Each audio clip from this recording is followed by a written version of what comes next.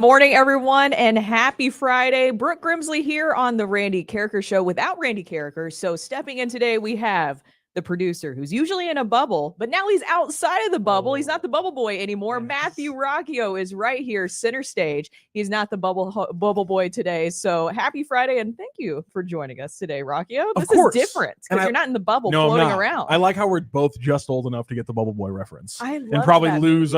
We probably lose everyone like a year younger than us and below probably completely Wilson misses that reference. Wilson doesn't count. He misses every reference. One day we have to reveal Wilson because we always talk about Wilson now. You're a little newer around here. I don't want the public to be exposed to Wilson. No. Why? Because Wilson, I appreciate your hard work. You're a great guy. I don't know if the public is ready for you. The man's an enigma wrapped in a curiosity.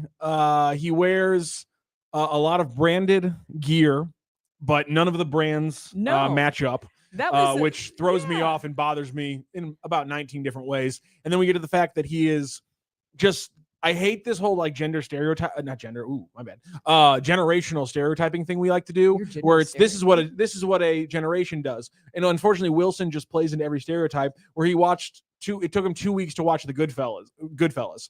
And at the end of it, by the way, he finally finished the movie, Brooke. He told me, I didn't really get the ending. It's like, yeah, because you can't watch a 2-hour movie across 2 weeks and still get the ending. You're going to miss everything. It wasn't built to be watched over 2 weeks. So I appreciate Wilson. But again, I'm just worried about the rest of the world discovering Wilson.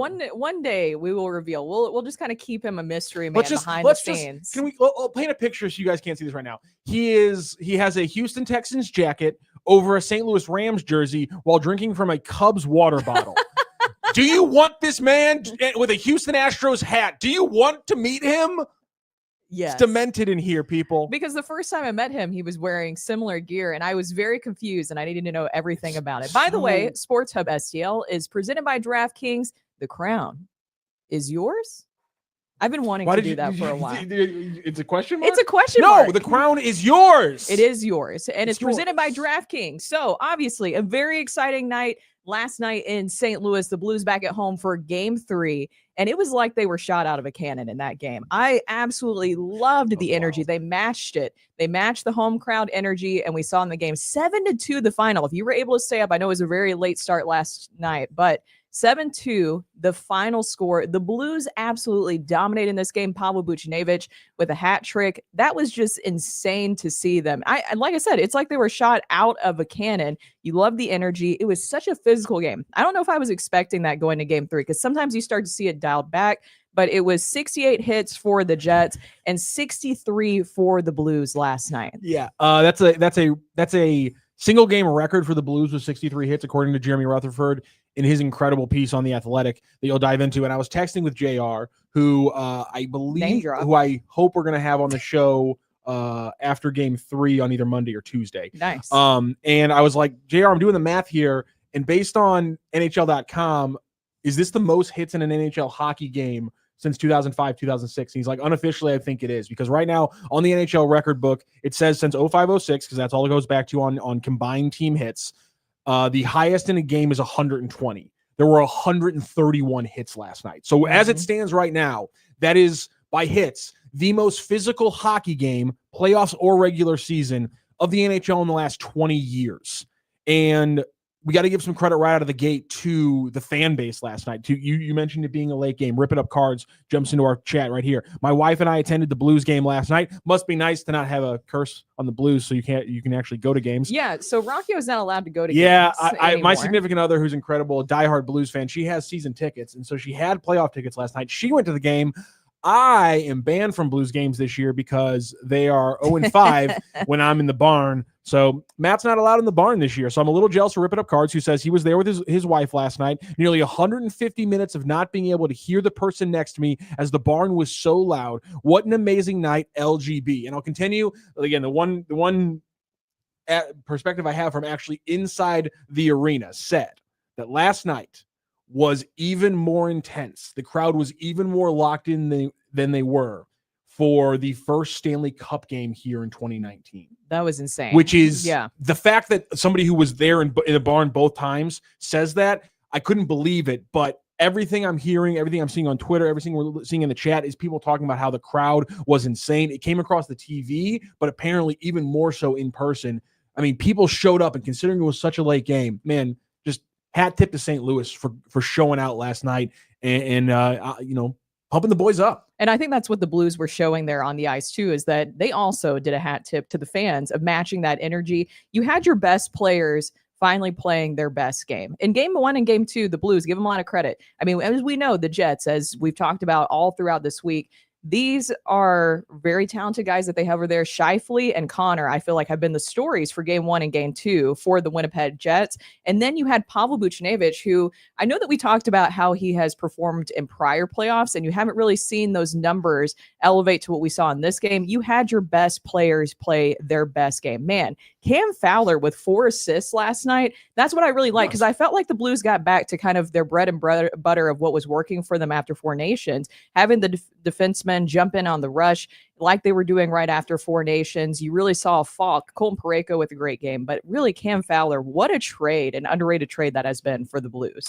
Yeah, you see right there on the topic list, the Blues, we already talked about it, setting the 63 hit record. Bucci, the fastest 2 goals for a player in a playoff game in Blues history, when he opens up with in just like 3 minutes 11 seconds with that 2-0 lead. And then Fowler also 4 assist 5-point game, set a record also for Blues defensemen. Just incredible. And another great mark from Jeremy Rutherford's piece, where he pointed out that the Blues were 3rd in the NHL in defenseman goals. Mm-hmm. And that Fowler goal, and obviously they got one from Parayko, was the first defenseman goal of the playoffs. So the things that were working for you in the regular season broke through and helped you in the playoffs, which is always what you're going to need. To your point, Pavel Buchnevich, such a slow start, 16 goals over his first 70 games, rips up or I think it might have been 12 goals, rips up 11 in the last 10 games or so to get to that 20 goal mark. And, only 1 playoff goal going into last night, gets the hat trick, has 2 again in record time for the Blues. An incredible, incredible run for Pavel Buchnevich and the Blues. And obviously the goaltending, we got to talk about that, because Jordan Binnington just was stealing moments in the game to continually keep the momentum. I'm not the biggest believer in momentum. That's not that's another topic for a whole other thing. But nonetheless, he came up in the big moments. He got the big stops, and obviously there was a moment where a where review it could have also been a goal. Yeah, did go the Blues' way. A goal. If we were in MLS and VAR would have been out there, which I know that you always like that subject, but if we were in the MLS and there was VAR, it probably would have gone against the Blues. But luckily, they decided that it was inconclusive on the decision, so it worked out in the Blues' favor. Was it a goal? Probably, but finally, the hockey gods were able to smile down on the Blues in that one and rewarded them. It was I had tweeted this out last night, but it was the magic of Jobu in the game that we saw there in that moment specifically. But the Blues with a ton of energy in that one. The energy was insane. Yes, Eli. McGill design point here. Brooke, please name your son Stanley or Jobu so the Blues will win the cup. Can we get a nickname, a middle name? Can we? I mean, listen here. Ari Jobu is that's a name. That is a name. It's a name. I can't say if it's a good name or a bad name, but I don't know if I can just put my son's name out there for that. I wonder. Jobu would be good. I will say, I feel like Nolan has been a very popular name in St. Louis recently. I've seen a lot of Nolans pop up. I know it's already a popular name in general, but I wonder after 2019, and if you guys know anybody in the chat, if anybody named their child after one of the Blues players. Ooh, I want to know that too. Because Jordan's easy, but if you named your kid Benner, I know that the people name their dogs. Yeah. So, there's definitely Benners out there dog-wise. There's Yachty dogs, all that stuff. I want somebody out there who named their kid Oscar with a K. Jobu Grimsley. No, it's baby Jobu. No, I'm not going to put my baby's name out there for that. I want them to win another Stanley Cup, but I'm sorry, I can't put his name out there for that. Talking about the intensity last night down at Enterprise, we were at the game last night. This is from Asher McGuire. I've attended World Series games, college football playoff games. That was by far the most electric sporting event I've ever been to. I mean, I think that was honestly, you mentioned 2019, and there were so many magical moments at home for 2019. In 50 years. How did we top it last night? That's insane. I know, but with last night too, don't you feel like that was probably the most exciting home playoff game that you were able to see in person? I guess it is It's probably the energy context. match and the way that they fought back, the fact that they were down 2-0 in the series, and that's how they perform in game 3. It was so dominant. It felt like the Jets were trying to do anything, trying to draw penalties, trying to wind their way to get some sort of help from the refs in that game because they were so desperate. There were 19 penalty minutes given out throughout the game. But, I mean, it was also, as we said earlier, by hits, the most physical game in the last 20 years of hockey. So they're probably you're going to see a lot of whistles fly there.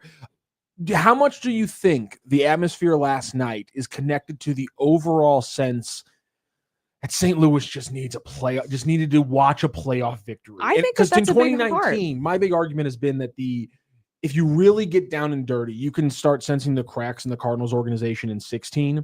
And in 19 is when some of those cracks really became readily apparent. Yeah. But we're still talking about a Cardinals organization that gets a 100-win season within this time, within the time frame of from 2019 over the next 3 or 4 years. Oh, and the I fact think that the it's last huge. 2 or 3 years have been such a drought, Mhm. and the fact that just the last the last month has been such a struggle, I think that probably has to tie into the fact that the first Stanley Cup game in 50, 60 years apparently didn't have the atmosphere that last night had, which is a first round game 3 where you're down 2-0. I think you have to look at the context overall of the city's atmosphere right now. Yeah, I think that fans here in St. Louis have been extremely hungry for playoffs in general. And as you mentioned, it was a 2-year playoff drought for the Blues, but it always felt like fans were more willing to hang in with the Blues than with the Cardinals. And we've discussed this before because of the messaging from Doug Armstrong, how he really, his bark matched his bite. Don't you feel like with Doug Armstrong, whatever he was putting out there word-wise, he would walk the walk and talk the talk. And I think that fans bought into that, and they knew that something good was coming. Even though it was hard moving on from Alex Pietrangelo, it was hard moving on from Tarasenko, it was hard moving on from Ryan O'Reilly. I think that a lot more fans were bought into, okay, yes, it's going to take a minute to turn things around, but what's on the other side is worth it. And now we're seeing the reward of that. Who knows what's going to happen in this series? They've already surpassed my expectations. And that was such an exciting atmosphere last night. You could just tell the fans needed that. They needed a really strong playoff game. And so that's when I was saying earlier, it felt like more that the players were doing a hat tip towards the fans of, we know you guys have been waiting for this. You stood by us, and now we're rewarding you with one of the best games I've seen at home during the playoffs. Other than, I was thinking back to one of the other games that I think is up there is the Pat Maroon game with Game 7 double overtime during the Stanley Cup playoffs in 2019. That one was already, that's hard to beat at home, but that one's up there. Ellipsis 150 said, I would never do such a thing like name my kid after the Blues run. Just ask my son, Chief. Oh my gosh. Now, wait, what is all this? GB Monty Grimsley? What is this? Bucci Grimsley? How about Buchnevich Grimsley? Buch. Yeah, that'd be great. I'm just going to go to Pavel and say, hey, I'm going to name my son after you. I'm sure he would appreciate that. Buch Grimsley is Buch Grimsley. Is fantastic. It just rolls off the tongue. By the way, I got one person to react with my comment. Giovanni Laurenti was listening closely, and he was not happy. He says, "You don't believe in momentum? Are you serious?" I just like to drop that in there and see if the ripples pick up anybody, and they did that time. I'm pretty happy about it. Ellipses 150. Ellipses 150. I think it's a little bit different if the Blues win 1-0 or 2-1. But do you think them putting up 7 on Hellebuyck might get into his head a little bit? Here's my thoughts on last night's game, looking into Game 3, because I do wonder just a couple of things, which is the Jets are missing a couple forwards, and they were missing a defenseman last night that caused them to have to rejumble all their lines. And they had a bunch of bad clearances, which led to easy goals for the Blues. Hellebuyck had a bad time handling the puck, which led to the Blues snatching back momentum, if you want to go there, after their first goal, where Buchnevich then gets the easy one to finish off the hat trick and steal back the momentum of the game. I just wonder, and also, Blues are playing an incredibly heavy game right now, 63 hits, but the Jets got 68 hits. They did. And so I just wonder if there's a lot of things building up that say, yeah, the Blues are going to keep this one close, but the Jets still have an edge. They do. If you can't healthy. discount. Yeah. And you can't discount how well Scheifele and Connor have performed. And I saw somebody saying, like, getting into Hellebuck's head. I think that you have been able to see some cracks, obviously, with Hellebuck too last night. But even prior to that in this series, Jordan Binnington's standing on his head, though. I think that Jamal has said this too. Jamal Mayers, as you've seen, you can watch him on the Blues Hub weekly show, but we've had him on the show here a couple times too. And he's mentioned this before. It all goes back to your goaltender. And if you have Jordan Binnington continue to stand on his head like he did last night and how he has, honestly, I believe throughout this series, I know that there was some shaky moments, but still, I think it was more situational than anything. If you keep having Jordan Binnington perform at this level like he did last night, it all goes back to goaltending. We saw that during 2019. He's unbelievable, and he gives you a lot of credit. And we're talking about the defense playing in front of him. There was some criticism of Colton Parayko on the chat a couple of days ago. Yeah. And I needed to focus on this one because there's another fantastic stat from JR in his post-game work yesterday. Fowler and Parayko played the Scheifele line for 8 minutes of 5v5 hockey, and they allowed 2 shots on goal. That's unbelievable. That is. And a big point that Jammer was talking about was the battle between the Thomas line and the Scheifele line. Obviously, Scheifele and one of his line mates, I think, combined to go, I think they were like -7 or 8 combined. Mm-hmm. And obviously, you saw with Thomas and Buchnevich and Snuggie, they finished plus 6 or 7 or whatever the heck it was. And that's what Jamal said even yesterday, is that Thomas line needed to elevate because they had been neutralized so much so far during the early part of this series. Absolutely. But one other thing I do want to give credit to is, because you mentioned it with, or excuse me, Randy asked Jammer about the importance of having the last shift. Yeah. And Monty didn't go Thomas versus Scheifele for the last shift. He put the Shen line out there. Mm-hmm. A different look, yeah. And one where Shen won a face-off and then immediately cross-checked Scheifele and got away with it, which I thought was fantastic. But that we don't care about that. No, not at all. But that mentality and just the little things, just Jammer pointed out, I mean, just 2 huge critical things that Jammer pointed out yesterday's interview happened on the ice. Another little move from Monty I wanted to point out was, because we asked Jammer about staying 11-7. Yeah, they went back to 12-6. Ryan Suter sits for the first time in the season. I was kind of worried about that going into the game. Monty said, at this point in the season, the guys you sit will always have contributed. At the same time, you saying that about a guy who played all 82 and the first 2 playoff games is a little different than a guy who maybe played like 65 games. But his point stands. And then Tessier was in there and solid. So there was just a lot of little moves by Monty. Perfect Holloway replacement. No. Yeah. There's just a lot of little moves by Monty. And we talk a lot about how Armstrong's pulling all the correct, all the strings correctly. And we talked a lot about the importance of Montgomery as a coach this season for the Blues. And so I just wanted to highlight the little things that the coaching staffs did last night and how much they played off. In addition to also just highlighting again, you have one of the best 15 defensive defensemen in the NHL. Appreciate it.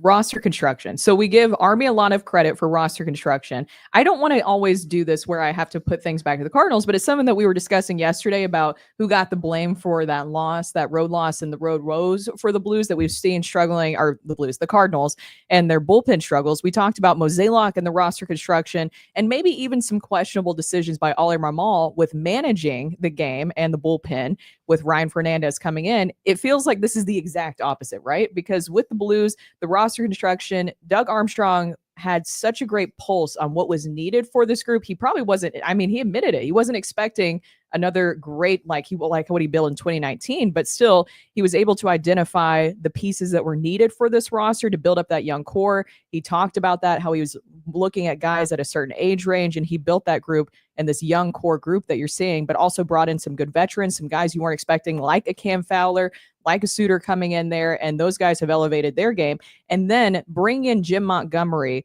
who has such a great pulse as a coach of what he needs to do to get the most out of these guys. I think that's the big point there, is that they're working in tandem of 2 guys who are able to identify the need of what's needed for this roster and a guy who's able to take that roster and then get the most out of it.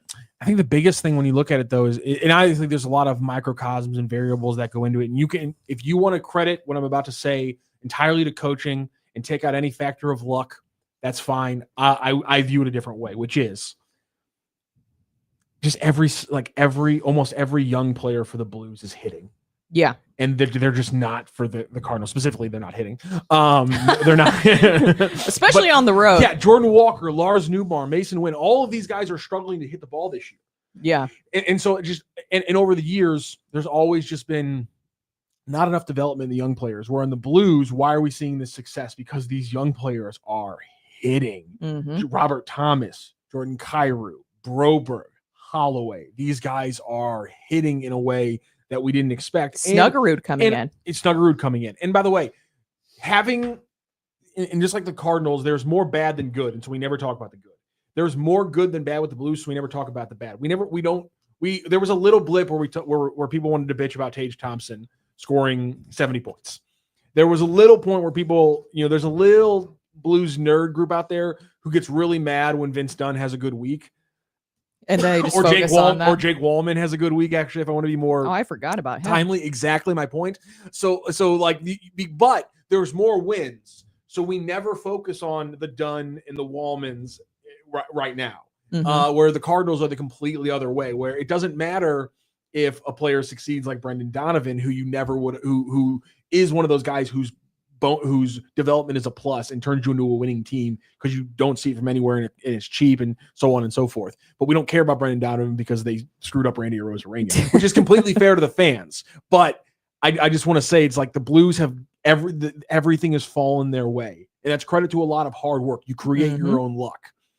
If the Cardinals just spend $1 million on 6 or 7 coaches over the last 5 years, they might be in a completely different situation. But that also, again, accentuates everything we've talked about, the difference between the Blues and the difference between the Cardinals. And we have a couple of comments to get to. We will be talking to Bernie Miklasz here coming up at 10:30. And I know he likes talking some Blues, but also he's had some great Cardinals pieces coming out. But I want to get to some of these comments here. Rip It Up Card says, we were at the 2019 finals too. Last night was different. Louder, couldn't walk the concourse. It was so busy. Wife asked me why. I said fans are pent up to support what they believe in. Cards have fallen. And I see Eli say too, this is a blue city.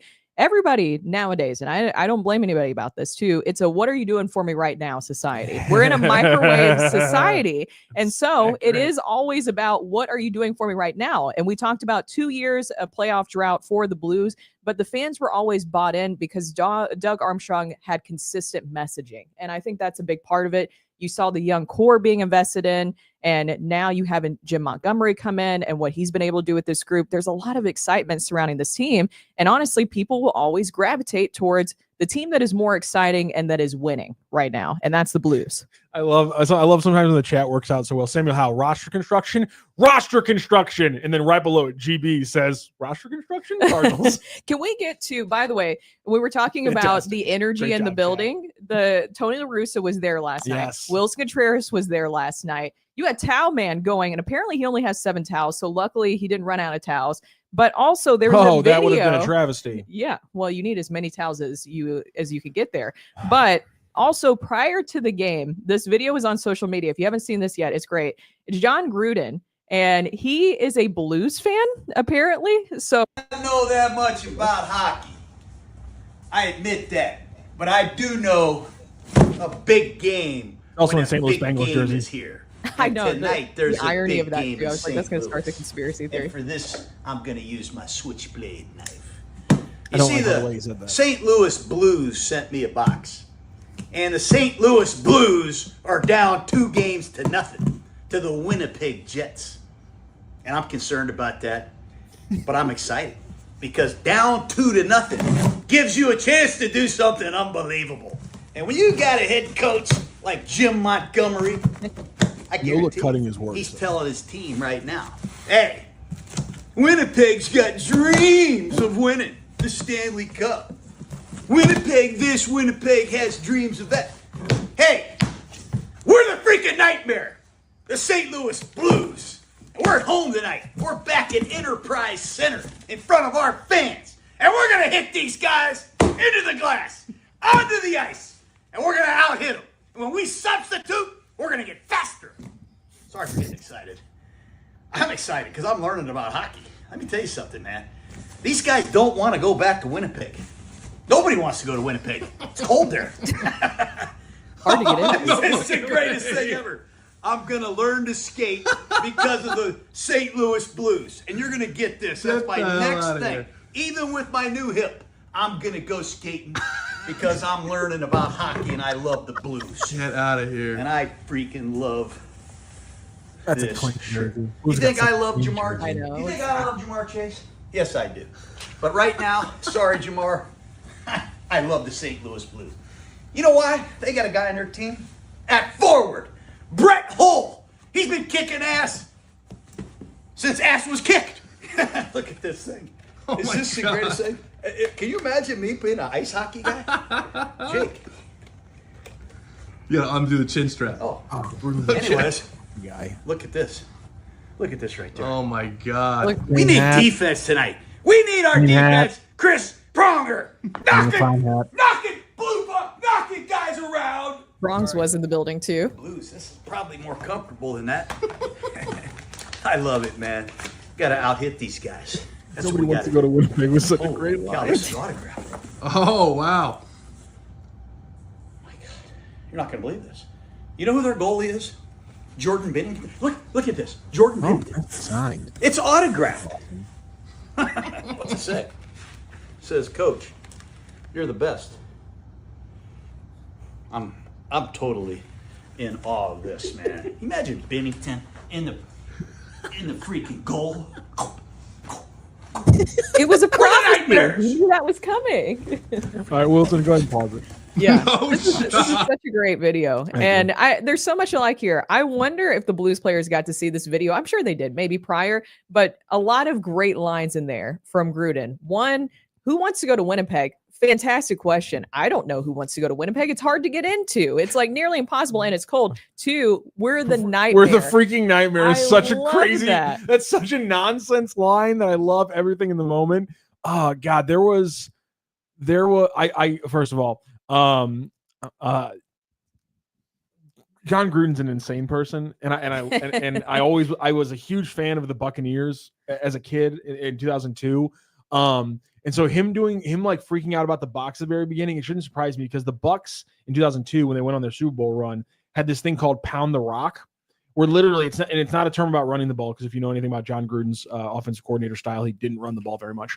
But they literally had a giant rock in the locker room, and after games, when they would win, they would come in with a sledgehammer and they would pass around a sledgehammer as players would just hit this rock with a sledgehammer, which I'm sure nowadays would not be allowed, because there would be like chunks of like rock like flying off of it in the locker room as like the team is huddled around it, just like hitting it with a sledgehammer. So him freaking out and punching it is the most, like, he went back to 2002 there for a moment. Like he was pounding the rock in the Buccaneers locker room. Chucky's a madman. I love him. I loved everything about this. And yes, you were right, Giovanni. That's a t-shirt. We're the nightmare. I need the Blues to come up with an edit of that where you can have him say that. But I just love the line of that where they have dreams of the Stanley Cup and the Blues are saying we are the nightmare there. So I love the energy. Love seeing Tony La Russa in town too. Wilson Contreras out there supporting them. It was just such a great atmosphere to see, at least on TV last night. I'm jealous if you were able to go there in person to be a part of that energy, because the Blues definitely felt it. That's for sure. Just an absolutely incredible thing. GB says, Rock, we need you doing the Gruden pump up videos before every game. I am too self-conscious to be that insane on camera. You were self-conscious? Yeah, to be that insane on camera, I couldn't do that. No, are you sure? That's too much for me. What are you talking about? No, I couldn't do that. You have like crazy food takes and like hill to die on. So you put that out there. I don't know about crazy food takes. I have food takes, but they make a ton of sense. Other than the way I eat macaroni and cheese, what other and Pop-Tart that you don't toast, Pop-Tarts that you don't like pies because you don't like warm fruit. I mean, those are like very are you not watching weird food Are you not watching critically acclaimed Abbott Elementary? Gregory, who actually does his entire character as bad food takes. Crap. Because he says food should. He said, were you going to compare yourself to him? Because he says he has bad. He has a famous thing where he doesn't like pie, and he goes, "Fruit should not be hot," and he's very serious about it. And that's what I feel about pie as well. But you're right; he has bad food takes. Crap, I stepped right into that. Yeah, you stepped right into that one. So that's what we're talking about. That's where the bad food takes happen. Yes, but At the same time, great night for the Blues. And by the way, they will be playing Game 4 this Sunday. So it will be a noon start for the Blues and the Jets. Definitely fired up after Game 3. And we have the Cardinals, who are also back at home after a road trip. I think that's the best way to describe it, is a road trip. Fair. Yeah. And we have Cards Hub 365. So the Cardinals will be playing today, and we'll have Cards Hub 365 going on before that. Who's on the show today, Rock? Oh, you guys always, put me on the spot for this one, and I'm never ready. Know. I never check. Tonight on Cards Hub, or today on Cards Hub 365, we're looking at, it's going to be Joe Roderick and Ryan Fagan talking about the Cardinals pregame today on Cards Hub 365. We're going to be going at 1 p.m. And later tonight, Cardinals postgame, I will be joined by either Stephen Carey or Brendan Schaefer. I'm not sure yet. Nice. So you'll have to tune in to be able to see who will be with Matthew Rocchio. Now, we welcome in Bernie Miklasz, who works with us here on Sports Hub STL, does a great job, has great articles, great videos as well. Bernie, happy Friday. How are you doing? Hey, Bernie, how's it going? Can you hear us? Yeah. Well, I'm doing great. I've been enjoying the good half hour. Are you guys talking? I can. All right, we're good. Yeah, I mean, the Blues made it easy. I mean, you got a blue and gold hat right now. Blues made it easy to talk for those 30 minutes, Bernie, because that was an incredible game. We'll keep it on positives, talking a little Blues. What did you take away from that huge win from them last night? There's something wrong with the combination. There's a lot of echoes and stuff. So I'm gonna take me out of here and let's try to do this again. All righty. We'll bring you back in, Bernie, here in a minute. So sometimes it happens. Yeah. Technical difficulties happen where we're not perfect. Look, when I was on TV, there were still technical difficulties that would happen with a live TV production. It would happen all the time. I remember too, like at KMOV, there would be times where the camera would literally just move away from me because for a long time in TV, there were camera operators. And then as things have changed, technology has advanced, it's directors who are programming it. And then all of a sudden the camera would just literally just like away from me. And then people are like, what just happened there? Because I'm like trying to not stutter and stammer. Do you know how self-conscious I would feel if a camera started running away from me? Yeah. Imagine that live on TV. Man, I'd get in my head. Yeah. I wouldn't like that very much. Now it sounds like we might have Bernie back and hopefully the audio issues will be fixed. Bernie, can you hear us?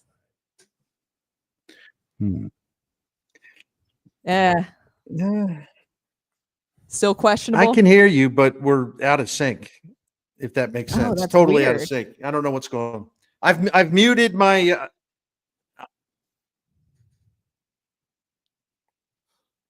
Yeah, we haven't had many issues like this before. I guess the internet connection might be rocky. So yeah, the internet connection. I don't know what to do. We can't. This won't work. Yeah, the internet connection just might be a little flow. We've been lucky here through about 2 months where we haven't had any issues so far with the connection, and yet, God, you just put me in the host chair one time and things just completely fall apart. Sorry, everybody. This is on me. Well, we're gonna blame this one on me. You are the audio and video engineer. Yeah, and I can't do it. And when you're not doing that, and you're here on the desk, then that's what happens there. So are we going to try to fix it with him or? I'm not 100% sure. I'm gonna work on checking our internet connection right now and see what the issue is, because right now we haven't had any issues with our internet connection. We've been running 2 months straight. We've had Bernie on incredibly well every time, so we just got to figure some things out. All right. Well, while we work on that, maybe it's does he usually wear headphones when he comes on, or am I just imagining that? I feel like he does. Yeah, he wears headphones when he comes on. Okay.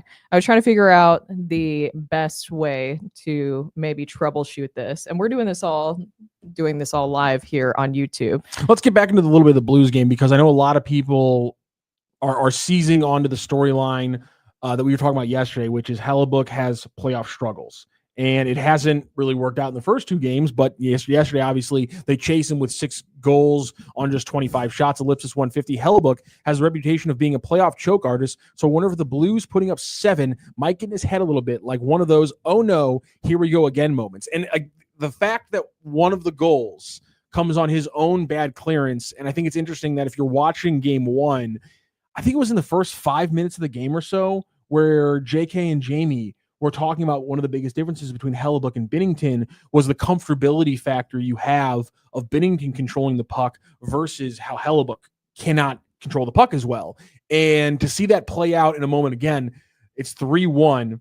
They have a chance to break the Blues, kind of like game one where everything falls apart in the third period, and hands it right to the Blues, who then put it right on Bucci's stick for his third goal to complete the hat trick. It's 4-1, and the Blues never looked back.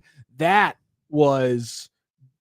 turnover was almost as big of a turn of the game as the reviewed non-goal, I would say.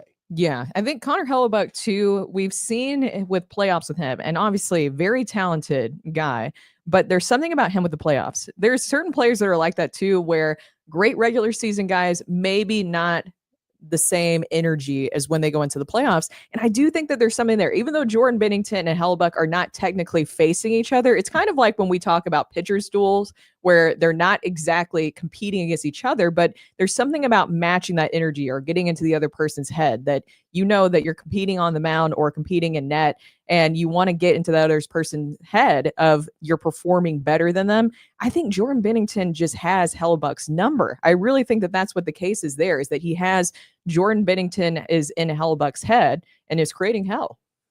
Yeah, I would think so. But I do just want to point out, the mistakes from the defense from Winnipeg last night.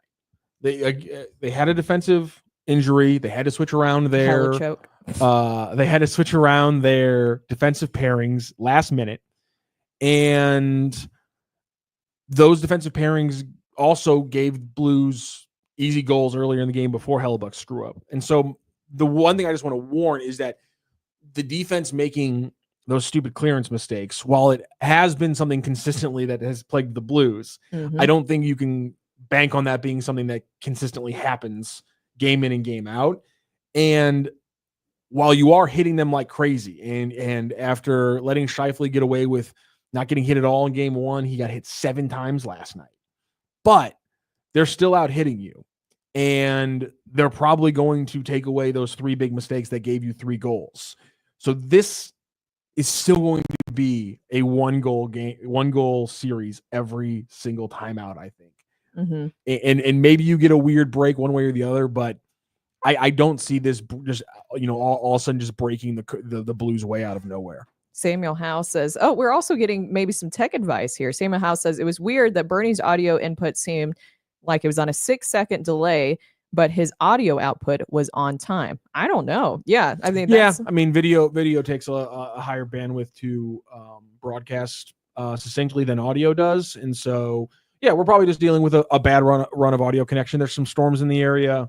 Is it storming today? It was raining. It was raining earlier. Yeah, it was. So there's a lot of things that can contribute to us not having the best radio connection. I will say we're hardlined, so usually this is why we haven't had any issues like this for 2 months in. We run a hardline connection for our internet, but you then have to deal with the person calling you's internet. Also has to be good. And so when you're dealing with 2 different levels and 2 different waves, that's why things get a little interesting. I mean, I think I probably talked more than I should have on Monday when I wasn't here, because I think there was a little bit of delay on my audio at times. Was there? Coming into the show on Monday, not noticeable, but I think when I would just come in, it would kind of throw you guys off a little bit. So when you're dealing with 2 or 3 different inputs from different places, things can get a little bit risky. And this was week 4 or 5 of having Bernie on, and we'd gone 4 for 4, and today we tripped up and put our faces right in the mud. That'll happen. Oh man, that'll happen. Yeah, it does happen. Should we get to the newsletter first before maybe we dive into a little bit of Cardinals conversation? Let's do it. Okay, so we have our newsletter. And even though Bernie wasn't with us today, we did try to make it work. It wasn't able to happen today. You can see Bernie's work in our newsletter. So make sure you have subscribed to our YouTube page and like this video. If you haven't already, go to sportshubstl.com and sign up for the Hub newsletter sent to your inbox twice a week and anytime St. Louis sports news breaks. You'll be the first to know about Sports Hub STL events and merchandise, get exclusive content and prize opportunities and more. While you're on the site, check out all the St. Louis sports content, including game recaps, programming highlights, sports news and opinion, gambling tips, and more. It's all on the website at sportshubstl.com. And while Bernie isn't here, he did have some pieces that I think have resonated with a lot of people here lately, especially about the bullpen. And that's something that we've been discussing this week. The Cardinals, by the way, after that road trip, are back here at home, and they will be at Busch Stadium facing the Brewers this weekend. But the bullpen has been a huge issue, as we know, for the Cardinals. And Bernie Miklasz put this out on social media the other day. He said this season, Leahy, Helsley, Maton, and Matz, when Matz is used as a reliever, have a combined 1.99 ERA in 49 2/3 innings. All other Cardinals relievers have a combined 9.33 ERA in 36 2/3 innings. So those are the guys. When we're talking about the most reliable guys in the Cardinals bullpen, it's Leahy, Helsley, Maton, and Matt. But Bernie also talked about in his latest video that you can see here on Sports Hub STL about the usage of Helsley, because I think that's something else that has been frustrating for fans, that Helsley seems to be put on a shelf more, especially on the road, and Ollie has mentioned that before, and not used as much when these other guys are being used quite a bit. Yeah, it was a weird piece of movement. Yeah, I know that things were strained and things like that, and the usage of Helsley has been criticized, and Bernie, I think, correctly criticized him. I listen, you might not agree with it, but my standard is always going to be, I want my teams to have a plan, and I want them to stick to that plan, and I want them to execute that plan. And I might not always agree with what the plan is, but I give them the benefit of the doubt that they're making decisions for the best reasons, and they're making educated decisions. And so I don't agree. Bernie doesn't agree, and Bernie knows a lot more than me, so I'm going to lean on Bernie here. I don't agree with how they're using Helsley with essentially handcuffs. It's a mistake, in my opinion, but and don't it's you already think that has to do with the games. trade deadline too? That maybe they're trying to keep him healthy before the trade deadline. I feel like that has to be a piece of it. And is it fair? If that's true, then it's not fair. I get that, but at the same time, okay I bet that that's what's going on there. Is maybe they're trying to keep Helsley's value good for the trade deadline and him healthy. And I've been on the bandwagon of this season is about trading pieces at the deadline, and so yeah, that's fine. I'd be okay with that too. Matz, Fetty, Helsley, I think all of them, with a combination of talent and price tag for them, all are tradable assets in a lot of ways for the Cardinals this summer. And so I've been leaning that way, but everyone keeps telling me that that's a defeatist attitude and that the Cardinals don't tank or whatever. And so apparently that's not what they want to see, but that appears to be the plan. And again, you might not agree with the plan, but you have to you just have to be content with the knowledge that there are adults running the situation. And I think Chaim has a hand on this, but not enough of a hand where I feel confident, because Ryan Fernandez being up is a mistake. And that's one where I will criticize, even if they're consistent with it and we want to give these guys chances, I'll change my tact a little bit. And I will criticize it because it's not working. And I think you can't argue potential, and you can't argue trade aspect with a guy like Ryan Fernandez. It doesn't make any sense. Like this isn't a young reliever who's going to eventually be a starter in 2 years, who you need to give the runway to. You know, he's not going to be a trade piece in July.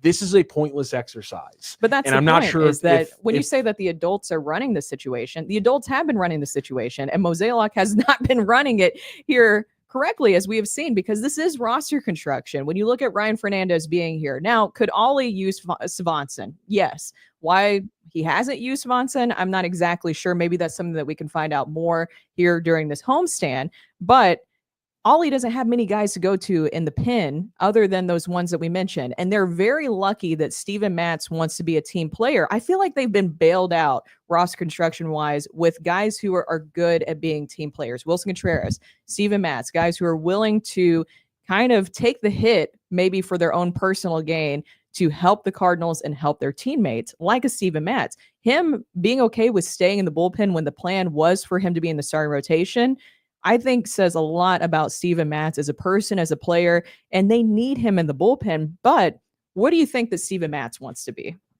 Steven Matz wants to be a starter. Yes. Steven Matz wants to be a starter. And I think the Cardinals want to make him a starter because, again, that $11 million salary, or prorated or whatever it will be when they trade him, you know, that looks even better if you're talking about a guy who's shown starting level, and it'll probably be a reliever for a team that would actually trade for him. But yeah, I think it shows better, and it's better for him to be a trade piece.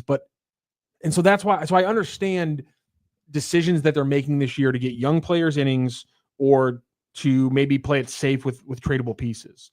But the Fernandez aspect, like I said, it's just there's no aspect. Neither of those aspects play into decision making.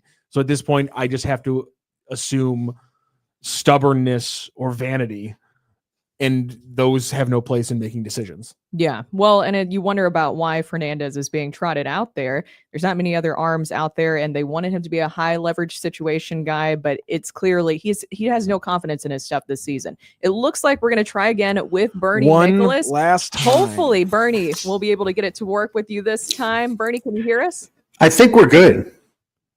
Can you hear me? Okay. All right. You can? Yes. Wow. We can hear you. There is a slight delay, but I think on our end, and we can work with it. So Bernie, last night, we'll start with Blues because you got your Blues hat on, and that's the exciting thing to talk about right now here in St. Louis. The Blues with a huge Game 3 win. What an answer back after being down 2-0 in the series.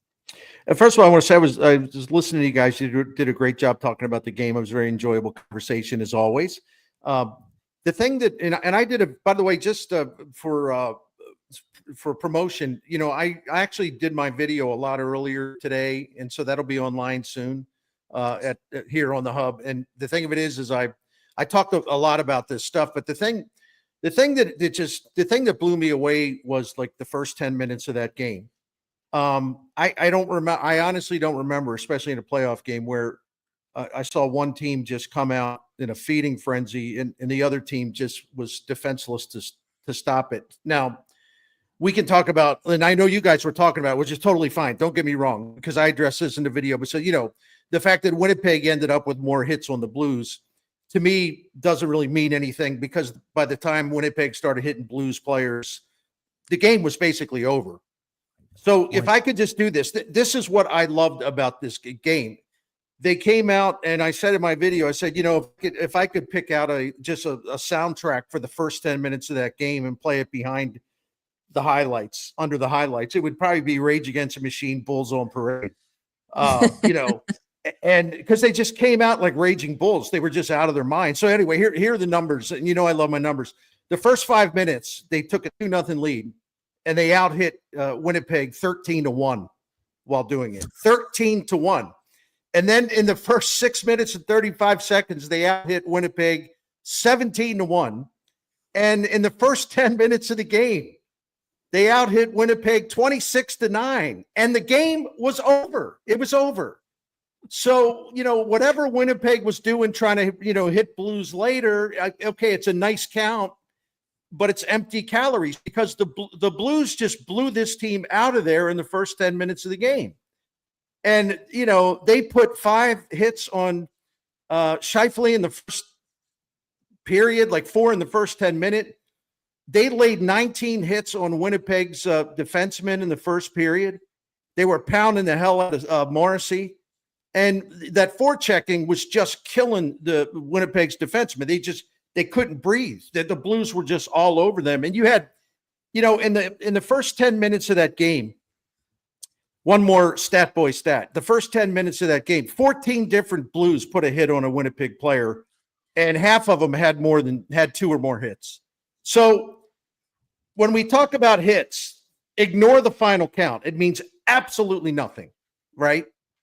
The first 10 minutes of the game is when that game was won, and Winnipeg had no chance after that. And then the good thing about it, the Blues kind of calmed down a little bit. They couldn't sustain that pace for 60 minutes. And then, Winnipeg started to regain their equilibrium in the second period, and all of a sudden it's 3-1. And I'm sure on the Winnipeg bench, they're thinking, okay, we got a shot now. Okay. And then Hellebuck just misplayed the puck behind his net, and just a massive mistake. And Blues pounce, and it's 4-1. And the thing about the Blues, what I loved about this win, I love so much about this win. The top 6 forwards were great after doing virtually nothing in the first 2 games. The 5-on-5 play was immensely better. It was a huge issue in the first 2 games. But Hellebuck is a vulnerable goaltender. Listen, he is a great, great, great regular season goaltender. But he came into this postseason, he was 9-19. In his career in the postseason, and in the previous 2 postseasons, they lost in 5 games both times, and he just unraveled. I thought the Blues had him wobbled in game 1, and then they let him off the hook. But if you put enough pressure on Hellebuck, if his past season performance means anything, if you put enough pressure on him, not only physical pressure where you're attacking the goal, but also just giving them stuff to think about. He will crack. And we saw him crack with that misplay. And, 6 goals on 25 shots on him. So they gave him something to think about. And I don't know that that's good for Winnipeg, because there's some really bad recent memories in the postseason with that goaltender who's outstanding other than that. But that's a pretty big, quote, other thing, right? The postseason. Yeah, and I got a stat for you. You're talking about pressuring Hellebuck there. First 2 games, Winnipeg had a 20-7 advantage in high danger chances. Blues put up a 9-4 advantage in last night's win. So talk about, and that's something that's a repeatable thing that will get you results if you do it game in and game out. So the Blues crashing the net, in addition to crashing into a lot of Jets' bodies, that was a big factor in last night's game. It was good to see, like you said, those top 6 forwards get involved in a way they hadn't been the first 2 games. And I was looking at this because it was such a big deal. Because one of the things I identified in the video that I did the other day, the Blues, we can talk about this or that. The Blues were one of the top 3 teams in the National Hockey League when Montgomery took over in terms of 5-on-5 play. And 5-on-5 play is absolutely the foundation, the bedrock of hockey, successful hockey. And when you're bad at it, you're bad. When you're good at it, you have a chance to be really, really good. It's as simple as that. They were awful under Drew Bannister. They scored like 41% of the goals at 5-on-5 with him as the coach. Monty took over. They scored close to 60% of the goals with him as coach at 5-on-5. That's why I was shocked for the first 2 games. Their 5-on-5 play was not existent. It was like, wait a minute. Whoa, where did that go? Right. And so last night, in the first period, again, when the game was won, okay, at 5-on-5 last night, first period, Blues had 77% of the shot attempts, 72% of the shots on goal, 5-0, 100% on high danger shots, scoring chances 70%. And so all of their flaws in 5-on-5 play in the first 2 games, 100% flipped the other way. And they came back to what they've done best under Monty all season. And I thought, if you're a Blues fan, you got to be really, really fired up about that. And I heard you guys talking, by the way, and the only reason I'm talking so lengthy because there's a delay. So I don't want, I'm just trying to give you a lot of stuff to chew on here. So I thought I couldn't agree with what everybody was saying earlier in the show, about how incredible the Enterprise Center was. I mean, the Blues fans were out of their minds, and that's a good thing. That's a compliment.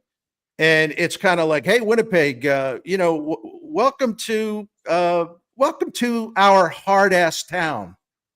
You're not going to get out of here alive, okay? Don't enjoy your stay because we're going to make it rough for you, at least inside the Enterprise Center. That had to be a little bit of an eye opener for Winnipeg. And as I was joking in the video, by the time through the first 10 minutes of the game, it was over after 10 minutes. And Blues fans, some of them didn't even have time to finish their 5th beer of the game.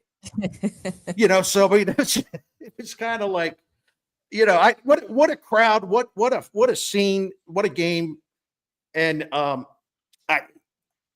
in a game that mattered, in a game that really mattered, I don't think we saw the Blues as dominant at the start of a game as they were last night, at least not this year. But I was trying to think, even in the playoffs I don't recall 10 minutes like this.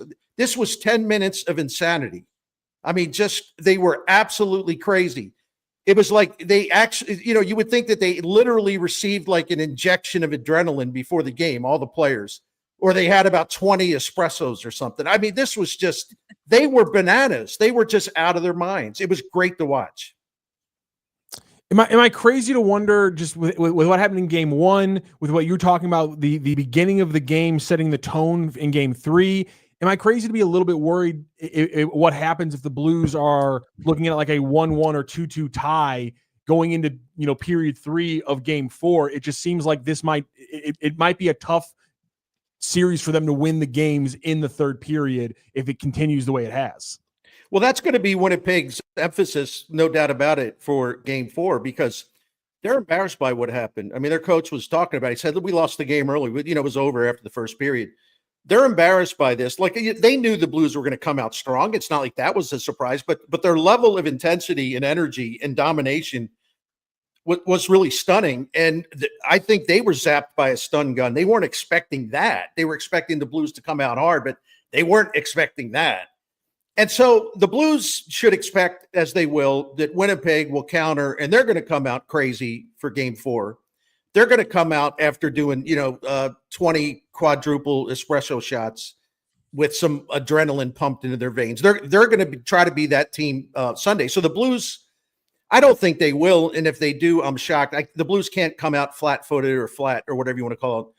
They're going to have to take the initiative, and they're going to have to take a lead, and they're going to have to take Winnipeg's best shot and just keep going and going and going. And you're right. They've got to be able, unlike what happened in Winnipeg, they got to be able to finish, because they did not finish in the first 2 games in Winnipeg. It was embarrassing that they just disappeared in the third period. They just were almost, statistically, it was almost like they were non-existent. We could see them out there, but they weren't getting much done. So, and I thought the other thing last night is their top 6 forwards were great. Their top 6 forwards did not have a point in the first 2 games up at Winnipeg. And last night they were all over the place. In fact, the top 6 forwards, Buchnevich, Thomas, Kyrou Shen, Snuggerud, and Jake Neighbors, at 5-on-5, they had 2 goals and 5 assists for the entire game, the whole game. Those top 6 forwards combined for 4 goals and 7 assists, and a bunch of hits. I don't think they could have played any better than that. So we got to see him do it again, right? Yeah. Bernie, I hate to change subjects here because I could talk about the Blues all day because they're the exciting team to talk about. But man, we need to get some of those adrenaline shots or espresso over to the Cardinals, because the Cardinals really need it after what I called a road trip for the Cardinals. I mean, the road woes continue. April continues to be an issue for the Cardinals. We've seen that trend the last 3 seasons, but we played your clip the other day and it was fantastic, where you were discussing, and people can go see that right here on our YouTube page here on Sports Hub STL, where you broke down specifically the bullpen and the bullpen issues we've seen. Of course, that game the other day with Ryan Fernandez, when he came in, you knew it was over with as soon as Ryan Fernandez stepped up to the mound, because he has just lost all confidence in his stuff. What can the Cardinals do for the bullpen right now? And who is the person? I don't like pointing fingers, of course, but when we're looking at the bullpen woes, which is a big issue and one of the big contributors for the struggles during this road trip, who are we looking at as to, hey, how do you fix this? Or you also caused the problem of this that we need to fix? Well, first, the biggest problem is John Mozeliak, the president of baseball operations, just because the Cardinals had a really great bullpen last year, and they did. Their bullpen performance is the only reason they weren't a losing team. The only reason. And the interesting thing about it is like John Mozeliak, I've heard him through the years, talk about, both relievers are fungible. Relievers are volatile. Relievers that fluctuates from year to year. And yet a guy that said that, like in conversations I had with him, 50 times, he saw the bullpen last year and he thought, okay, well, Helsley's coming back and, Romero's back. And, Fernandez was great last year. I really like our bullpen.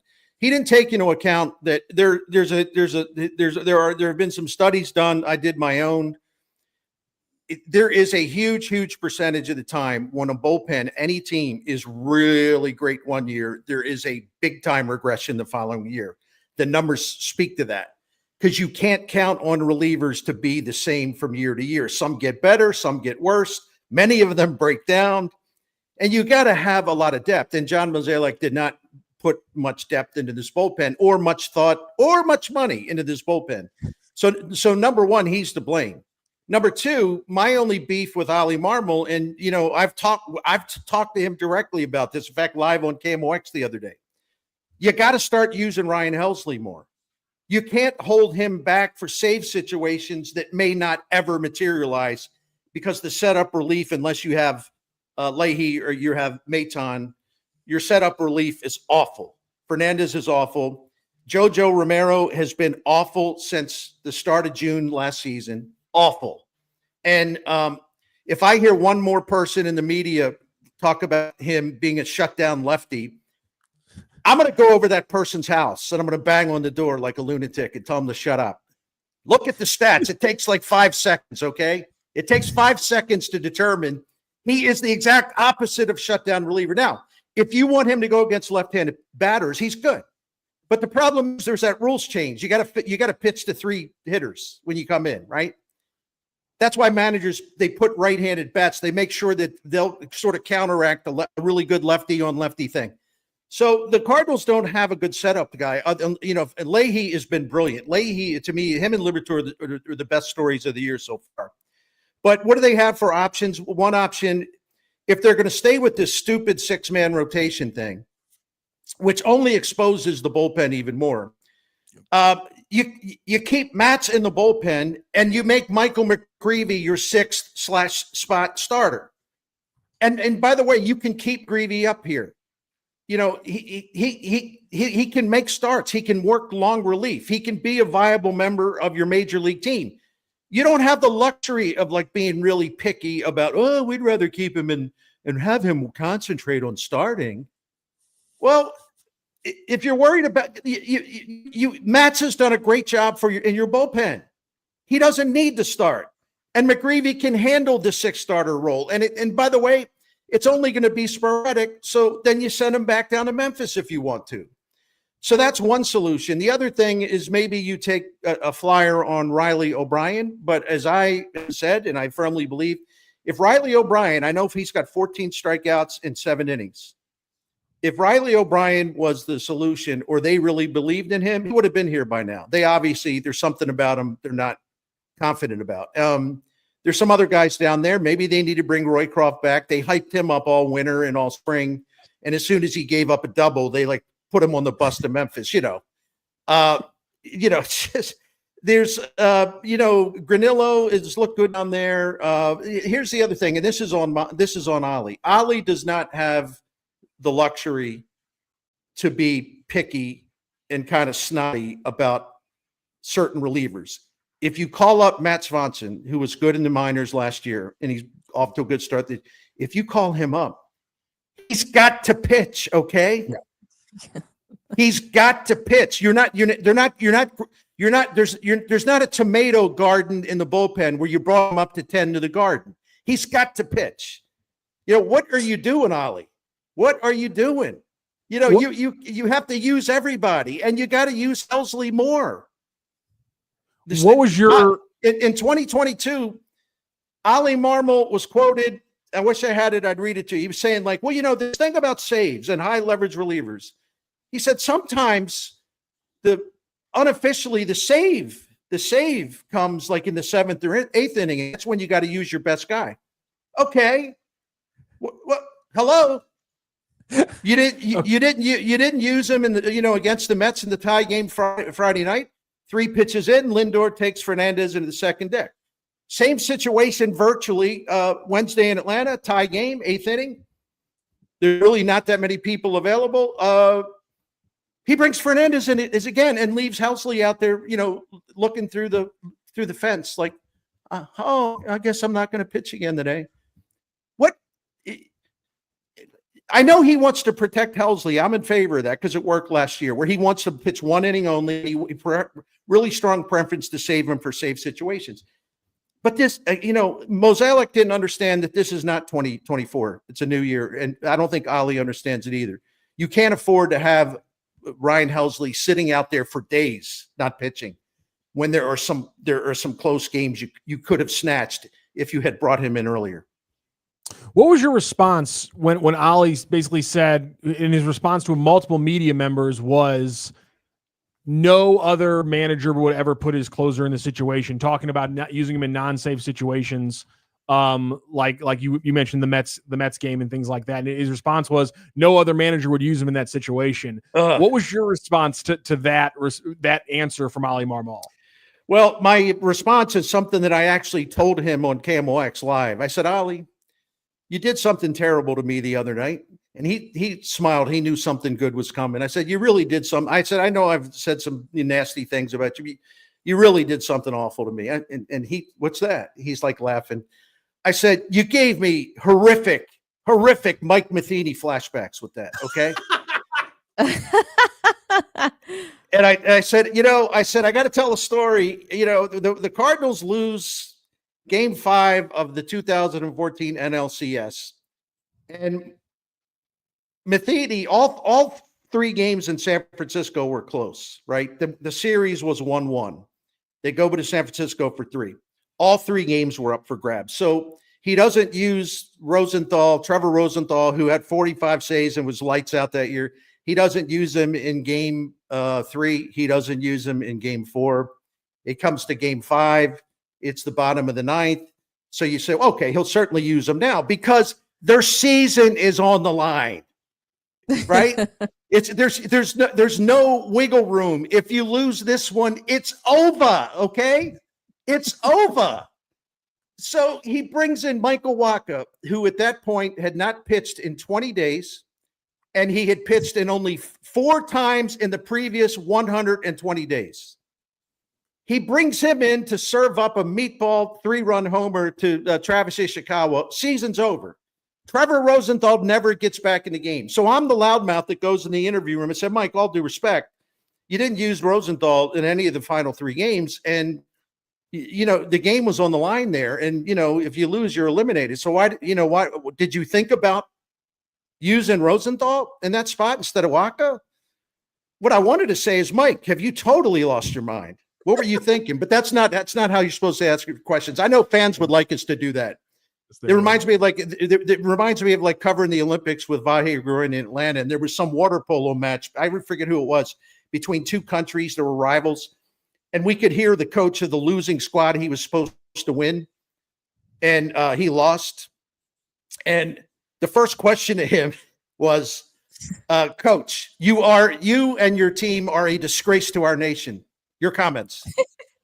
So Vahe and I started just laughing. So anyway, yeah, maybe we should do that with some of these post games. Ali, you have disgraced yourself and your team and Cardinal Nation. What were you thinking? Anyway, but I asked Matheny that question. And I said, did you give any thought to having bringing Rosenthal in? The guy who's like maybe the third best closer they've ever had, and he looked at me with absolute contempt, just utter disdain, like I was the dumbest person on the planet. He said, everybody knows. Yeah.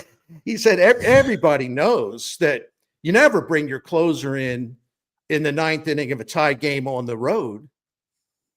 And before I could rebut and say, your season was on the line. If you don't win the game, you're on the golf course at St. Albans or whatever. Okay. But he looked the other way because he didn't want to give me a follow-up question. So he turned to someone else who was going to give him a lollipop, So, but anyway, Ali has got to rethink the way he uses Helsley. Helsley went through a stretch recently where he didn't pitch for 5 days. Then he pitched 1 time, and then he didn't pitch for another 5 days. And you know what's happening? When he gets in a game, his stuff's not good because he's sitting around. He's not sharp. His last 5 appearances, he's walked 8 hitters and struck out only 4. He's got a 20% strikeout rate, or 18% strikeout rate his last 5 appearances, and his walk rate is double that, 36%. That's the perfect example of what we're talking about. On one hand, you can't overuse relievers. You can't cook them, right? You got to protect them. But you do them as much harm by not pitching them because their stuff erodes and they get in the game and they're not, tip-top shape in terms of their control, in terms of their stuff, just like the situation in Boston that day, where Helsley walked 4 guys. He had not pitched for like 4 or 5 days. You just can't do that. You've got to get him in more games. And especially when you have a lot of close games very late. I'll quit talking now because I've been just going on a nonstop thing here. Anyway. No, Bernie, I think it's something that a lot of us are feeling right now too, that has been very frustrating to see is the bullpen, the roster construction. It's all the things that Cardinal Nation is definitely feeling right now, because as we talked about earlier, this is the 3rd straight season of where they're digging themselves out in a hole in April, and hopefully they can dig themselves out. But man, I also don't want to let the bullpen off the hook here, because you put this out on X here the other day, and this is talking about the DH position specifically and where this power is coming from. But You put this out in 102 plate appearances over the first 25 games. The Cardinals designated hitters have batted .226 and slugged .258 with no home runs and only 1 run batted. And they've grounded into 5 double plays. The primary DHs, as we know this season so far, are Burleson, Contreras, and Baker. Burleson, it's like the power has been zapped from his bat. It probably has a lot to do with that he doesn't exactly have as much of a role this season, but he's the only guy returning from your team last year that had 20 plus home runs.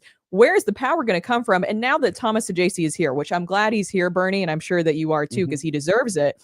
How in the world is Ollie going to split this playing time, get the most out of the DH? And when Herrera returns too, I'm assuming he will also be taking a lot of that DH time. Yeah, I would like to see Herrera used a lot more on DH. Now that would go against this, this initiative they have to really, really work with him on his defense. And I know that would set that back. So there's another side to this, but Herrera is a hitter first, and he's got a chance to be pretty special. To that, on that DH thing, you know what I did? I'm Mr. Stats and Mr. Research and all this. So I was like, wait a minute, their DHs aren't doing anything that much. So I looked at Baseball Reference. I went to the splits. I looked DH, and I'm reading them. It says 1 RBI. And I said, oh, they can't. What? 1 RBI? The entire group of designated hitters in 25 games? So I went to Fangraphs. I said, well, I got to look at Fangraphs. There could Baseball Reference could have made a mistake. I go to Fangraphs. 1 RBI. I went back to Baseball Reference. I double checked. Are my eyes bad? How can you have a designated hitter group and you've played 25 games and they've been up 100 times? It's the term designated hitter. They're supposed to hit. They may not be good defensively, but the one thing these boys can do is hit, right? They have 1 RBI, 1 stinking RBI in 25 games. So, Brooke, you're right. It's not about just the bullpen. Starting pitching has actually been great. I mean, they're tied for second in the major leagues in quality start. And since April the 7th, this is like, 15 or 16 games ago? Maybe more than that, 18 games ago. I think they're second best in starting pitching ERA, and they have the most quality starts in the majors. They've been really, really good. So they're not to blame. Yeah, there's going to be a bad start here and there, but they're not to blame. Offense is hit or miss. It's very inconsistent. They've hit more home runs. They hit more home runs in their first 7 games than they have in their last 18 games. They stopped hitting for power, and that's a huge issue. So, Brooke, I don't have a good answer about Saggese. I think Gorman ought to get a lot of DH time because no one's hitting there. So you might as well put him in there because he's actually, look, when he first came back off the IL, he didn't look good, but he's finding it again. I thought he looked good at the plate before he pulled that hamstring. You just got to turn him loose in the DH spot. You just have to, because you're a team that has no power, and you don't have any power in the minor leagues either. So he's young. People don't like it when he strikes out. I get it. You have to let him go do his thing. So I think Donovan would be at second base a lot of the time. And then, Saggese could play some second. He can play some short. He can play some third. He can come off the bench because Baker hasn't been very good off the bench. When you need a right-handed hitter, late in the game is for a matchup spot, give the kid a chance. I dispute the notion that, if a guy's a young hitter and he's a good hitter, well, he's got to play every day down in the minor leagues. No. Why can't he play 3 times a week here and then maybe have 2 other times where he pinch hits or comes into the game late? This idea that, if a guy's not playing every day, all of his skills will erode and he'll be like ruined by the age of 24 or something. It's just stupid. It's one of those baseball things that people are just managers are going crazy with. You can make plenty of use out of him if you're creative enough. And the other thing about him, and Saggese was telling my friend and Foul Territory colleague Katie Wu about this. Saggese was talking about how it's been great here in the major leagues because, my gosh, I'm learning so much from John Jay. I'm learning so much from Descalso. Descalso's working with me on defense. I got questions for John Jay about this or that or this or that or Stubby Clapp. Every single one of these guys, they're just pouring everything into me. I'm learning so much. I'm getting such an education up here. This has been awesome. So even if he's not playing 5 days a week, he's playing 2 or 3. What? There's no benefit to him to have him up here. Did you hear what he had to say about the coaching he's getting? Somewhere along the line, the Cardinals were one of the smartest teams in baseball, and now they are absolutely one of the dumbest. It's just, look at everything they touch. They make these weird decisions that, come out of like 1967 or something. I don't. Howard Bloom, take over, baby. Take over. The Bloom era is starting soon, Bernie. I think a lot of us are excited to see what changes he will make. Bernie, it's always great talking to you. We enjoyed it, and I'm sorry about some of the technical difficulties, but I'm glad we were able to work it out and get you on here. After all that hollering, I need to take a nap. So, hey, we'll get you some Blues espresso shots, huh? I love you guys, and thanks for having me on and working through the difficulties. And thanks for putting up with my nonstop raging. So anyway, we love the raging. Yeah, we love the raging. Thanks, Bernie. Go get that nap in, big dog. That is our Sports Hub STL contributor, Bernie Miklasz. As I mentioned, you can see his work on our newsletter. If you go to sportshubstl.com, you can see all of his great work on there. And as he mentioned, he'll have a video coming up about the Blues. He has some great stuff about the Cardinals that he's put up there recently, too. But Bernie Miklasz, always great to chat with him and to read his work and listen to his work, which you can do here on Sports Hub STL. By the way, as we were talking about, did you guys know it was baseball season? No way. Yeah, it actually is baseball season. It's officially underway, and it's time to step up to the plate with DraftKings Pick 6. Think of DraftKings Pick 6 as your fastball right down the middle. It's the easiest way to play for cash and take a shot at a big win. Just select 2 or more players and choose if they will have more or less of a stat. Pick 6 is available in most states, including California, Texas, Georgia, Missouri, which is here, and more. Cash in your baseball knowledge. New players get $50 in Pick 6 credits instantly on just a $5 entry. And I know that you've been working on some of your Pick 6 over here, Rocchio. Yes, so you guys just download the DraftKings Pick 6 app, and you can use code STL Sports when you're building your picks today. We're going to go through my pick for today. We're going to get 6.6x, which would be $10 entry. You're going to win $66. We're going to go Matthew Liberatore, more than 4.5 strikeouts. Wilson Contreras, more than 1.5 bases. And let's make it a family fair. William Contreras, more on 1.5 bases. So we're going to go more on the Contreras brothers, both getting 1.5 bases, and more on Matthew Liberatore, continuing being a great starter for the St. Louis Cardinals. That's what we're building for our Pick 6 on DraftKings today. Again, download the DraftKings Pick 6 app and use code STL Sports. That's code STL Sports right there on the screen for you today. For new customers, play $5 and get $50 in Pick 6 credits. Better payouts, bigger wins, only with Pick 6 from DraftKings. The crown is yours. Gambling problem? Call 1-800-GAMBLER. Help is available for problem gambling. Call 888-789-7777 or visit ccpg.org in Connecticut. Must be 18 and over. Age and eligibility restrictions vary by jurisdiction. Pick 6 not available everywhere, including New York and Ontario. Void where prohibited. 1 per new customer. Bonus awarded as non-withdrawable Pick 6 credits that expire in 14 days. Limited time offer. See terms at pick6.draftkings.com/promos. Go. All right. Now it's time to welcome in from Domesticated Gamblers. Then they're sometimes sophisticated. Yeah, they haven't changed the name of the show yet. What is going on? What's going on, guys? Here? Come on. You promised me. It's Rebrand. Eric Sontag. Let's Eric go. Sontag with Domesticated Gamblers, soon to be Sophisticated Gamblers, whenever you guys fix it. Hey, man, you pick a brand, you got to stick with it, right? Yeah, fair enough. Fair enough. Fine. Well, I'm just saying, we just need a special monthly episode where you guys have top hats and monocles, and you make like horse racing and boxing picks, like it's the 1960s, and we're betting on real sophisticated sports, which is animals going against each other and pure pugilism, ladies and gentlemen. I will bet on anything, man. Like, give me the most sophisticated stuff, and I'm all about it. So yeah, I'm glad you guys figured out the tech issues with Bernie, because that was awesome. Like, dude was on fire. Like, that was incredible to watch. So and you know well what? done. How about you for being the most patient guest we have? Thank you so much for staying with us. We kept Bernie on a little longer, plus we started a little later. So thank you, Eric Sontag, for joining us a little late today.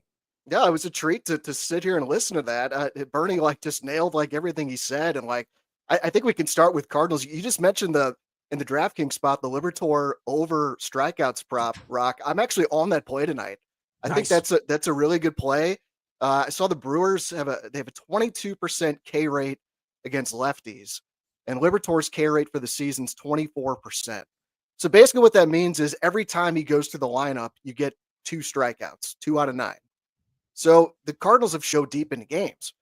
So, if you get 2 times through the lineup, he's already going to be at 4 Ks. I think, especially with this bullpen, the way it is, I think they're going to let the starters go as deep as they can. And with Liberatore, they've shown they will. So if he gets a 3rd time through the lineup, I love that play over 4.5 strikeouts in this one.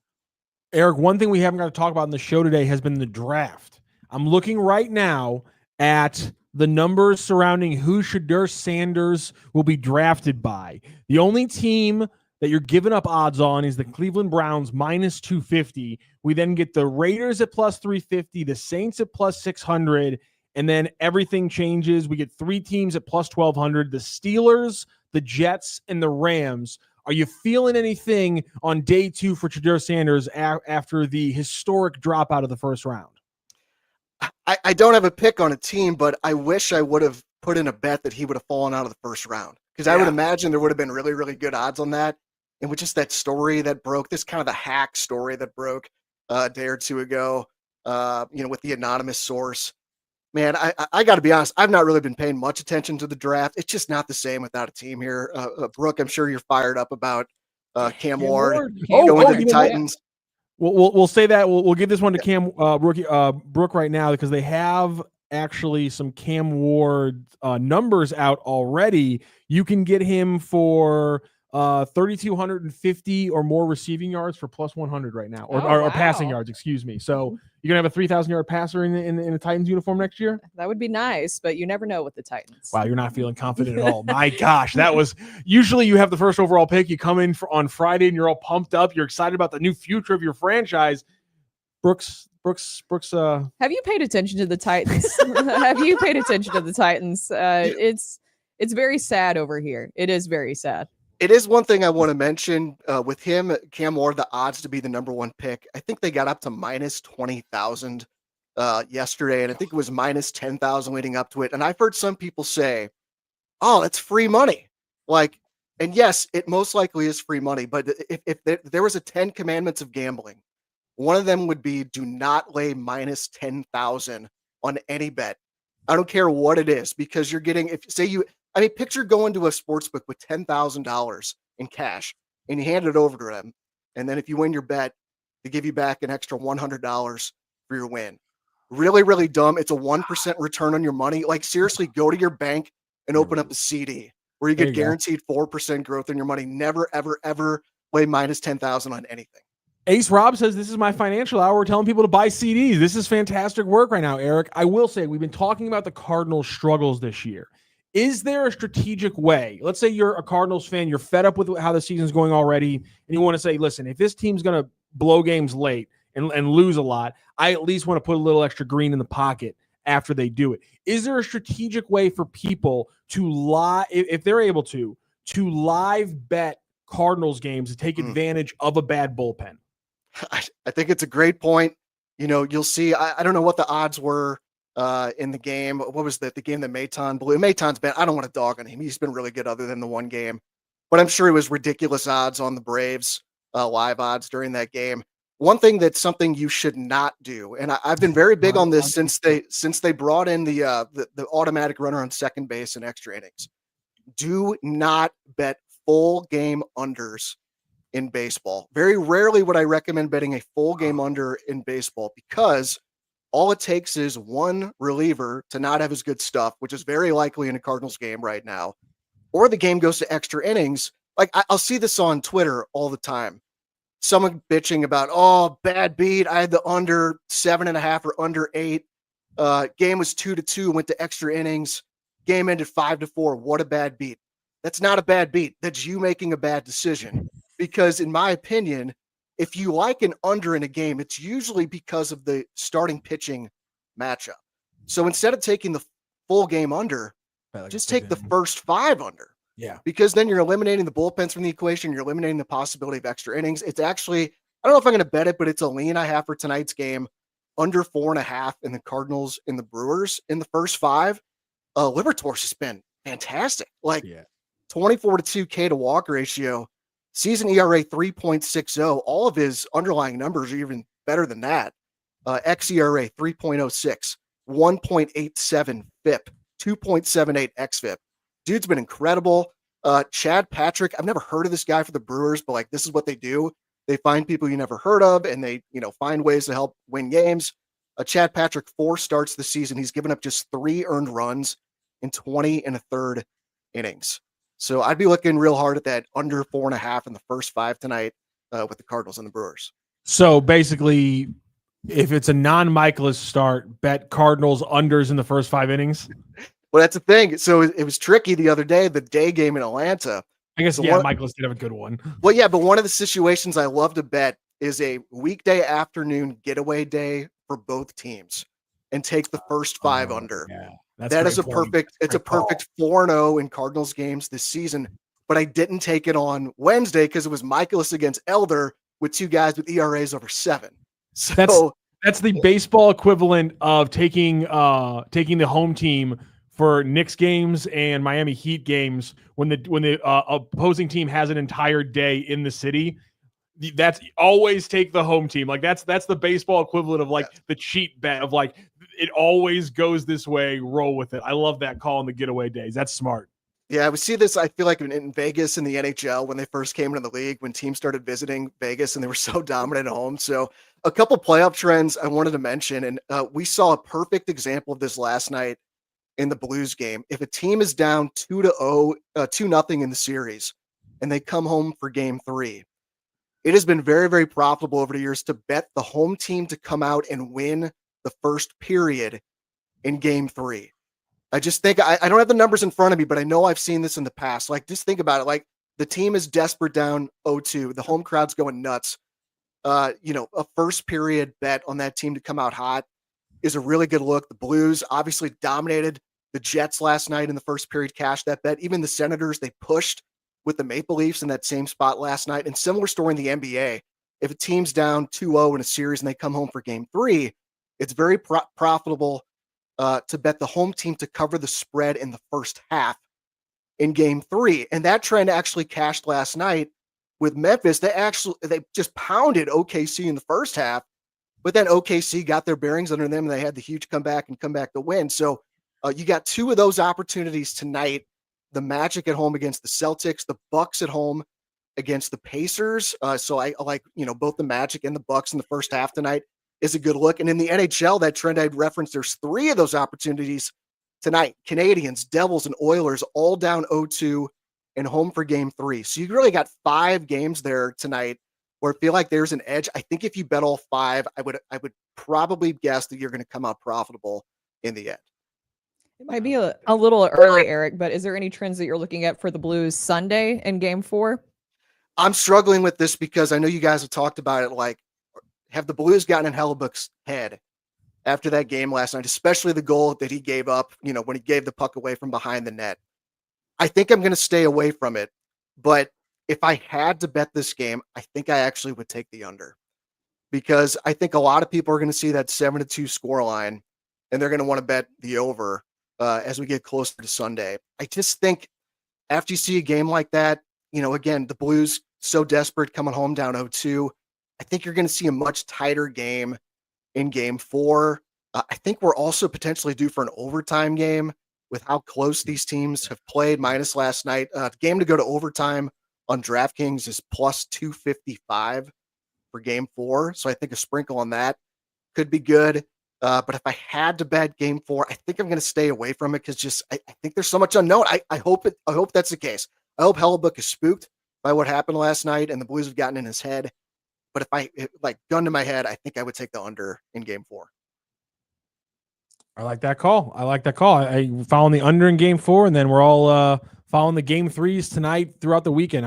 Man, that's the kind of historic data you got to use if you want to be profitable. Great insight today, Eric. Thank you so much, sir. Love it, guys. Enjoyed it, and have a great rest of your day. You have a great weekend as well, and happy betting, sir. Yes, sir. Thank you. That was Eric Sontag, who is sometimes sophisticated or always sophisticated with Domestic Gamblers. And you can see his work on sportshubstl.com to be able to get your bets in for the weekend. And now it's time for overarching as we close out the show. NFL draft. I want to talk about it a little bit because we just discussed it there with Eric. Cam Ward taken by my Tennessee Titans, #1 overall. But man, if you were watching that broadcast last night, you would have thought that Shedeur Sanders was supposed to be the #1 overall pick. The way that they talk about Shedeur, and I have nothing against Shedeur. I have nothing against Shedeur. But did anybody honestly think that he was going to be a top 5 draft pick? No. People so then did? why? No, People nobody did. truly thought that he was. There was not many projections. There was always a conversation of him dropping out of the first round. There was a sector of the media who last night on ESPN was surprised. They made it because they made it, Mel. Probably, yeah. I'm looking at you. They made it all about Shedeur. I understand that it's a Mel, I'm lot of looking at drama.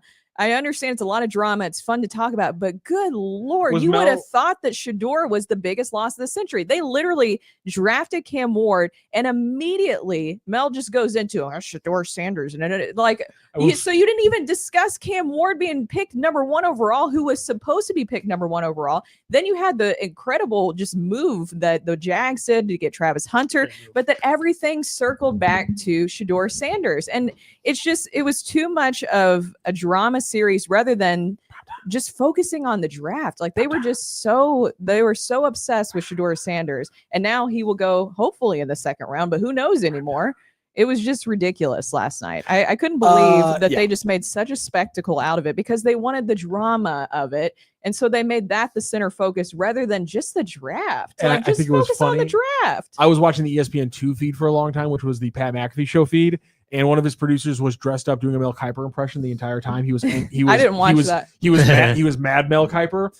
It was hilarious. Every time that a player would get drafted, he would just go straight into I don't understand how Shedeur Sanders is not the pick in this spot right here. Like, Shedeur was Sanders he getting is the greatest, paid every time? quarterback that I've ever seen in my entire life. He is the #1 quarterback, not only in this draft, of the last 5 years. He was just doing a fantastic Mel Kiper impression. I can do a solid Mel Kiper impression. I got the hair.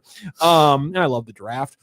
It was a blast of a show. I actually appreciated the McAfee thing because they didn't focus on that, because in my lifetime I've now seen Aaron Rodgers, Brady Quinn, Will Levis.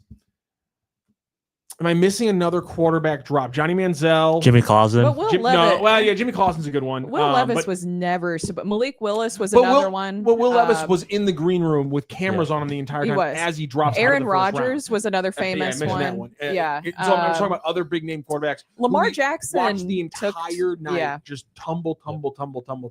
And this one felt not as like all those ones felt painful, and I felt really sad for the quarterback. I was just ignoring the Shedeur Sanders aspect. And it's maybe because I really didn't think he was going to be a top 5 pick, and I questioned whether or not he should be a first rounder. I did think when the Giants traded back into the first round, I thought maybe there was a pretty good chance it was going to be Shedeur. Apparently, they were locked in on Jackson Dart. I've now since watched the Gruden camp video with Jackson Dart, and I don't know how you lock in on him as a quarterback, but that's just me. I think Gruden would probably agree with that after watching him do the snap counts. It was weird. Samuel Howe correctly points out ESPN needs the drama. They're not focusing. The draft got great because of the analysis, but it died out, and maybe it did get great because of the spectacles of guys like Brady Quinn and Aaron Rodgers. I hate watching that stuff, and I just kind of ignored the Shedeur thing last night, and it didn't really bother me. I just thought it was stupid. Yeah, it was ridiculous.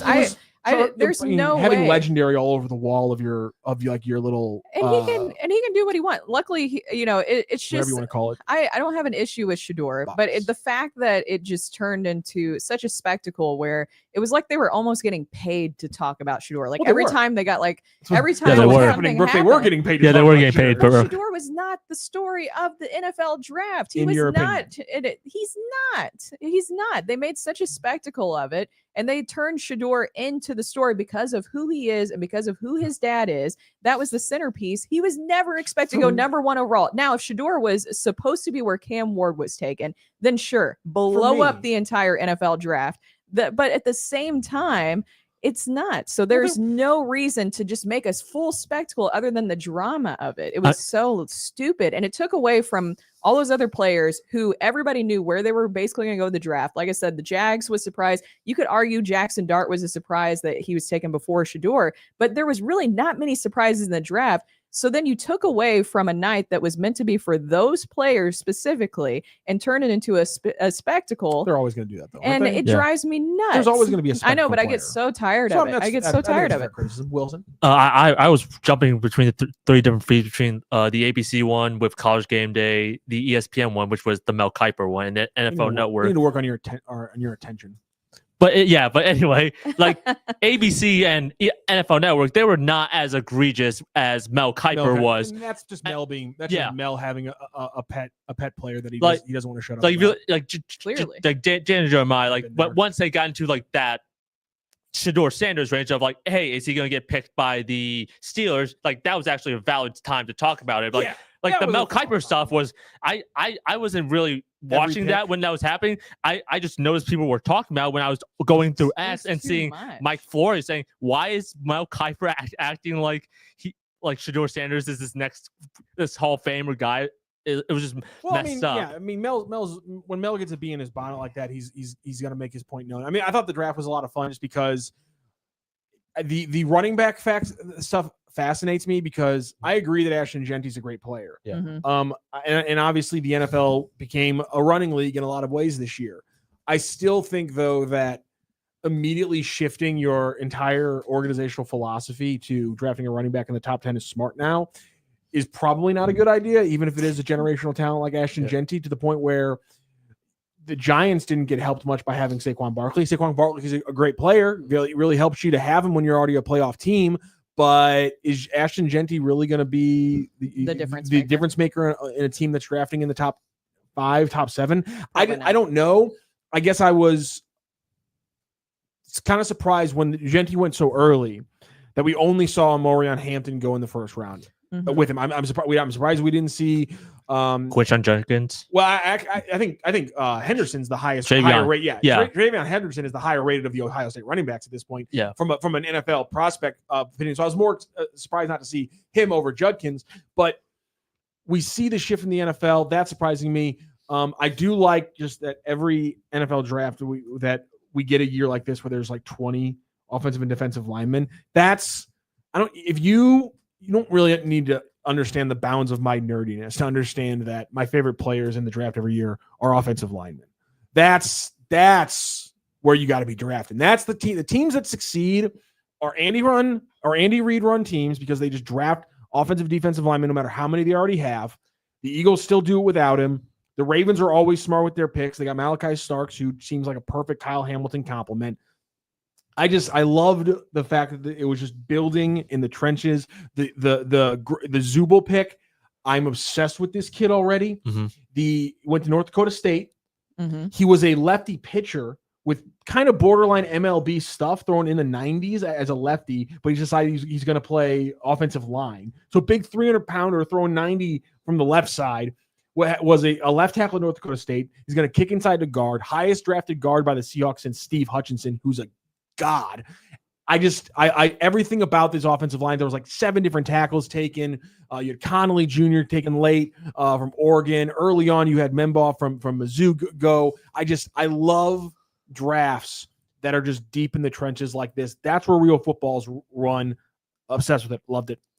A lot of exciting stuff. Did you have something else you wanted to add, Wilson? I mean, I was going to agree with Rocchio. I was focused more on the offensive line stuff this year because I'm a Texans fan, and our biggest issue was our guard play was crap. Yeah, your offensive line sucks. Yeah, and we just traded away Laremy Tunsil to the Commanders. So I was very focused on offensive line. I really wanted Kelvin Banks from Texas because you guys don't really just care if CJ Stroud gets absolutely just flipping murdered this year. Well, now we started caring, and I really wanted Kelvin Banks from Texas, but like that was a pipe dream at the end of the day. Shocker, the Houston fan wanted a Texas guy. Yeah. Oh, man. Hey, horns up, baby. Oh, no. Ew. Forever and always, Brooke, join me. Forever and always, horns freaking down. You're telling me you're a Longhorns fan too? Yeah, and football, and every other sport, they can just go dive. I'm a very into their football team. Wilson, why are you in? Okay, see, here's the thing. I don't understand. It's cool if you like the Blue Bloods non-famous program. Like if you were a Texas basketball fan, I'd have a weird kind of begrudging respect for you. It's kind of like how